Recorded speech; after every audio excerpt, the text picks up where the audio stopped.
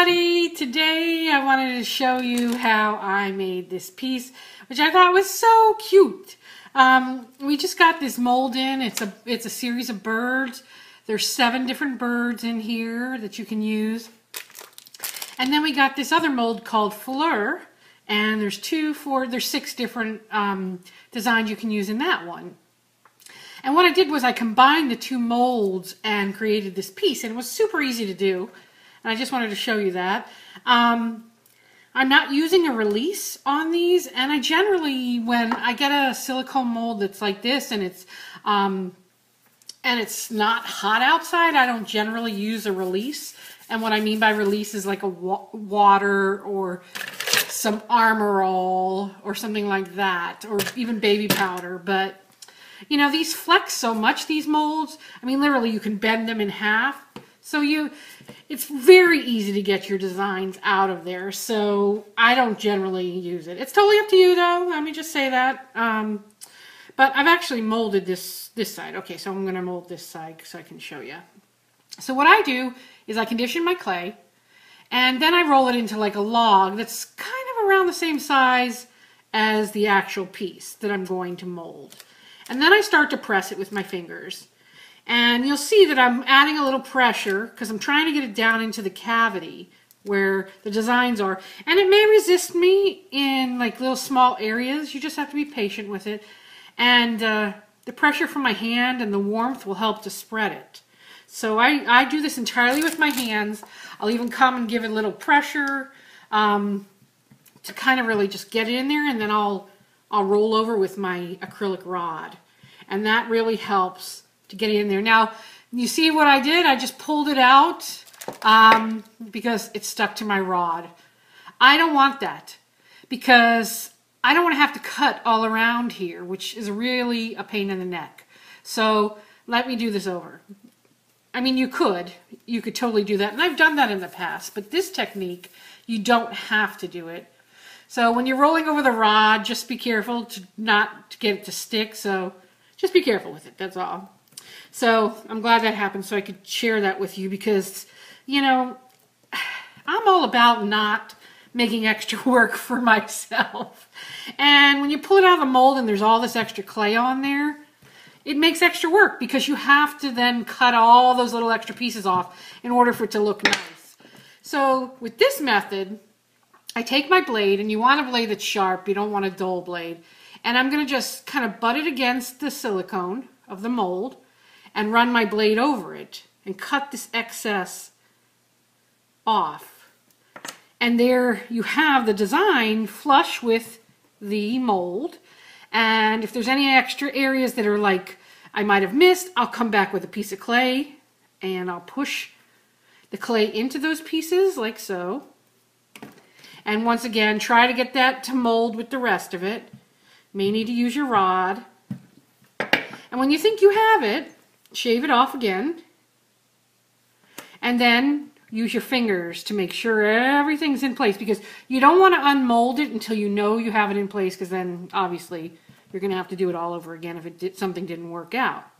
Now I do all my cleanup in the mold. So if there's any little stragglers around, you know, this one wants to give me a hard time there, but so if there's any stragglers, pull them apart, get it out of your way, and just clean it up so that when you pull it out of the mold, it's not there. So that's done, and you can see that it's just flush with the mold. And so this is where I'm talking about where it's really flexible. It's super flexible, so it makes it super easy to pop it out. And you can use your fingers to help pull it out as well. And look at how gorgeous. I mean, with minimal effort. Just a matter of putting it in your mold and shaving off the extra, and then being careful when you pull it out. So here's one I molded too. This is another piece of the mold, which I thought I'd show you. Now this is a lot bigger, so you might need to flex it a little more before you try to even pull it out. And you want to go slowly when you're flexing it because you don't want to distort it, obviously. Now that brings me to something else. You can bake directly in these molds because they're silicone. They won't burn at the temperature polymer clay fires at. So if you're afraid you're going to distort your mold, then you definitely want to bake it right directly in the mold, and then you won't have to worry about it. So there's that. Look at how cool that is. So what I did with this piece, okay, that you're looking at here with the little bird, is I only used part of this mold. Because I don't want like this big, heavy, chunky piece. That's not what I was going for. So I didn't want to use all this and then lay this on top of it. And so what I decided to do is just mold part of it. And that I just rolled a ball and kind of, I like to kind of coax it into the shape that I'm going with it. You know, the clay before I put it in the mold. I coax it into that shape. It just makes life easier. So here again, I'm doing it the same way. I'm going to use my rod to help make sure I get it in those crevices gently. I'm trying to not make it the rod stick and pull it out of the mold like I did earlier. Now here I have some little pieces that I want to make sure get in there good. And use your rod if you need to coax it. And then you can shave it off, just like we did before, any extras. Now, on the side here, you're going to see I have extras because I'm not doing the whole mold, which is okay because you want something for the clay to grab onto. Now you want to make sure that the mold is exactly the way you want before you even attempt to pull it out, like I said. And these little areas might give you a hard time. I'll just be honest with you, they might. So you just want to be patient. You can get it in there. Little areas and get it cleaned up in the mold without a problem. So just make sure it's all ready to go before you pull it out. Okay, so let's unveil this one. Again, just give it a nice little torque and pull it out. So it has a little design in the middle, but I'm covering that with my little birdie. So I have, let me move this out of the way. Set that right there. And let me move this guy too. So I'm working upside down, but you'll get the gist here. So then I just came in and added these scrolls, and what I'm going to do is I'm going to make this into a necklace eventually here. So I wanted it to kind of have a shape that would lay nice on my neck. And so there's that. And at this point, you can decorate it any way you want. With this other one here, I just used some ink, but you can use some powdered pigments, you can use some pan pastels, you could use chalk, you could use liquid clay to decorate it, anything you want. It's totally up to you. But, you know, what I'm trying to show you is that you can take multiple elements and combine them for something fabulous. And that's what I love. I love to combine things. And I mean, you know, these molds are great and they're great out of just taking them right out. But if you can come up with all kinds of ideas and ways to use them and incorporate them with other things, then it just makes it so much more exciting for you. So let me move this out of the way here. I'll show you the birdie. And I use this little guy right here. Now, this is a thing. These little parts can be really tricky, but like his legs. The advantage of the silicone mold is you can bend it to get the clay in there. Because if I just push it in there, sometimes it just doesn't fill up the cavity. But if you bend it, like so, and then push the clay in there, and then close it back up, then you know that it's getting down pretty good in that little cavity. And he'll have his feet. So you want him to have his feet. And the rest I would just mold the same way. And his tail's a little tricky as well, so again I may want to bend him a little to fit it in there. Now, you're probably wondering, well, you're putting a bunch of different pieces in there. How's it going to meld together and be one piece? Well, that's what my fingers are doing right now. I'm pressing down and using the heat of my fingers to like mold the clay back together, so it's, as you can see, it doesn't really have the seams that you know, from placing 3 different bits in there or whatever. So then again, I'll shave it, and you can see that his feet are there, which is a good thing. We want him to have his feet. Now, something as delicate as this bird, you may want to bake right in the mold. I just want to make sure that there's that space between his feet there. You may want to bake this in the mold. It might be too tricky for you to unmold it because of his feet, you know. but that's totally up to you. After you play with it a while, you'll decide that.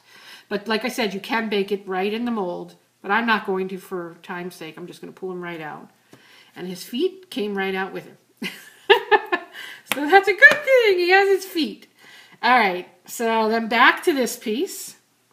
And then I just laid him right on top of the little crest. And voila, there he is. Let's give him a little pigment pan pastels. Let's see. These ones are, I love these ones. These are the pearl ones, and they're such a nice look. So let's give him a little pearlescent wing here. Maybe a little on his body. I'm working upside down, so bear with me here. And, you know, you would want to give him a little push so he stays on there. You want him to adhere. And then you would just do whatever you want with the rest of it, you know. Add little touches here and there. And just do what you like. This is, you know, this is just a little kind of idea, but obviously you'd take the time with it and make it to your liking. So that's just a little bit of the pan pastels. So just to give you an idea, I just wanted to show you how easy it is to combine molds and combine different techniques. And I mean, I'm even thinking, well, maybe these leaves would be really cool with some crackle medium painted on top of it. Like I have this Distress crackle medium from Tim Holtz in the Clear Rock Candy. So I'm almost thinking that maybe I will crackle over the leaves, kind of give it a vintage look. So that's what I'm saying. You can go so many different places with this. So just let your imagination soar, and the sky is the limit. So have fun with it. The molds are available in our shop at Polymer Clay TV. I just want to let you know that when we get these molds and they're new to our shop, we do not buy a lot of molds at first. We like to try things out and see, you know, what you guys want. So we may only have less than a dozen of these molds. So if you want them, then definitely head over to polymerclaytv.com and check them out in the shop. And if they sell out, then we always order more, you know, if they're really popular. So like I said, they're in limited supply, but they are in the shop, and they're a lot of fun to work with. And you can still get involved in Polymer Clay Adventure, our virtual retreat. It's going on all year long. Just head over to polymerclayadventure.com and you can check that out. We have 24 classes over the course of a year with 22 fabulous teachers. And we've already kicked off with Cindy Holt. And this week we have Katie Oskin. So check that out, and we'll see you next time. Thanks so much for joining me.